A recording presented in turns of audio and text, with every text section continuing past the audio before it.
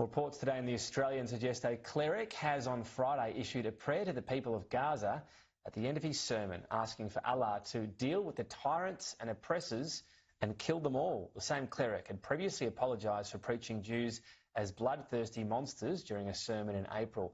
The Executive Council of Australian Jewry is considering legal remedies if he does not adhere to what he promised in his previous apology. Joining me live is Co-Chief Executive of the Executive Council of Australian Jewry, Peter Wertheim. Thank you for your time. Have you sought clarification? I mean, the comments obviously sound, fairly abominable, but have you sought clarification on any intention and meaning on what was in this sermon? Because obviously it was translated as well. Look, the words used were slippery and ambiguous. So the question of whether or not the undertakings that we received to resolve the complaint that led to the apologies have been breached is a technical legal question that we obviously will look at through our lawyers. It's not a straightforward issue because it's not entirely clear exactly what the reference was intended to encompass and whether or not the people who are described as tyrants and oppressors and so on is a reference to Jewish people or something narrower than that, and that's really what the legal question turns on. But in terms of just the atmospherics and the optics, it's obviously not a good look. Blood-curdling comments like that put off most people, and there's no room for that sort of discourse in Australia. Nobody wants to see the horrors of overseas conflicts imported to Australia. Right, so yeah, obviously you hear a kill them all line in a sermon, and it's hard to think of a proper context, but when you say it's in the hands of the lawyers, have you personally sought out, because you mentioned the atmospherics, first of all, have you sought clarification on what was meant at a personal level, first of all? I think any explanation we would get in that regard would tend to be self-serving, so no, we haven't. And the words spoken really have to stand or fall on their own meaning and in the context in which they were given. And that is something, as I say, that is not a straightforward issue. It might look that way in ordinary parlance, but when it comes before a court and is looked at through a microscope, it looks very different, and you can't always predict how these sort of things will go if a court's asked to rule on them.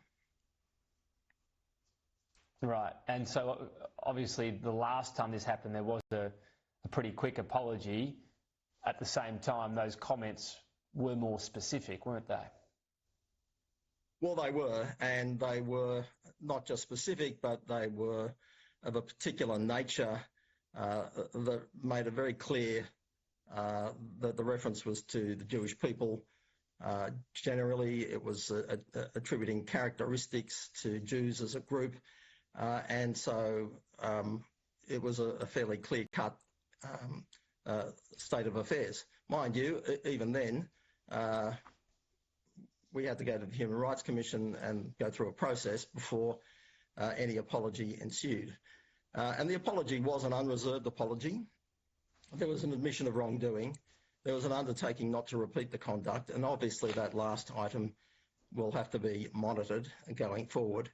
And if it appears to us that there has been a breach of the undertaking, and as I say, that's not a certainty from a legal point of view, then we will avail ourselves of whatever legal remedies are available. And if a legal remedy is not available in the particular circumstances, then we remain free to take those comments apart publicly, just as we would ordinarily. It's probably an unprecedented time in terms of being in the Australian community as a Jewish person at the moment. When you see, and obviously there's plenty of discussion in the community at the moment around some of the horrific images coming out of the Gaza war, injuries and killing of children, when people talk to you, what's your line? I mean, obviously people are entitled to criticise the Israeli government and Netanyahu, and that's all up for debate, but it's so often the entire Jewish people that become part of criticism or worse.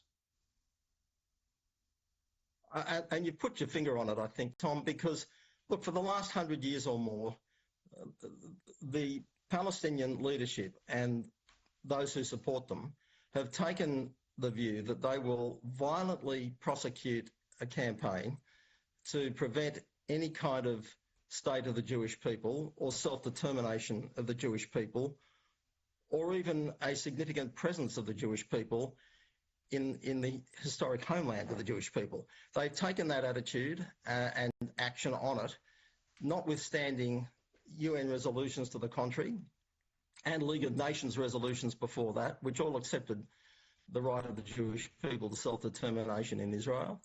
And it's until that attitude changes, the conflict really sees no end in sight. It's a terrible tragedy. You know, you look at what happens in Gaza, the scenes are heart-wrenching, and many innocent people have been suffered. But what do you do when you have Hamas leaders themselves saying that they regard their own people as necessary sacrifices for them to be able to hold on to the last vestiges of power? I mean, they've been comprehensively routed in the battlefield, Hamas, and yet they still hang on to the last vestiges of power, notwithstanding the terrible suffering it brings to their people, when they could bring the whole thing to an end tomorrow simply by handing back the hostages, returning all the dead bodies that they've been hoarding, and laying down their arms and allowing a political process to take.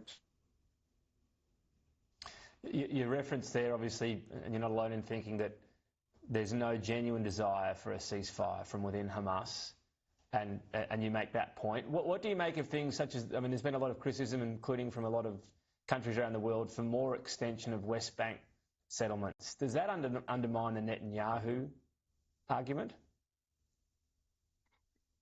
Well, look, it's a sad thing and it's part of the conflict. But as I said earlier, you've got 100 years of constant drumbeat of campaigns backed by violence to end any kind of Jewish presence anywhere in the Holy Land. And it's sad, but not surprising, that elicits a reciprocal response in some parts of Israeli society. I'm not saying it's justified. I'm not saying it's right.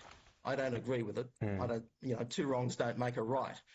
But if you act on the chant of, from the river to the sea, Palestine will be free, and you say it long enough and loud enough and often enough, you can't really be surprised if at some point somebody at the other end starts yelling back at you, from the river to the sea, Israel will be free, because what you reap is what you sow. That's the sad reality of conflict. Peter Wertheim, I appreciate your time today. Thank you.